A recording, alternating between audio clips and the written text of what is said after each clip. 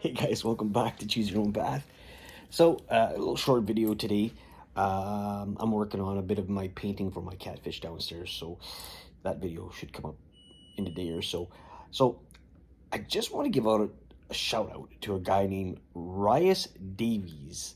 Um, Now, he's got himself an Etsy shop. Now, if you're looking for helmets and masks, 3D printed, I mean, you know what? I want you guys to give this guy a look at what he does. He has an Etsy shop.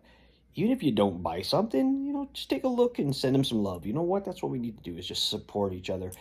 Um, he's got some pretty cool stuff. His painting is right on, spot on. It's really good. Guy's a really nice guy. Unfortunately, he's not in Canada and he's not in the USA. So, something to do with pounds. So, you know what that means. Anyway, I'd really like for you guys to check it out. I'll leave some pictures and the link to his site.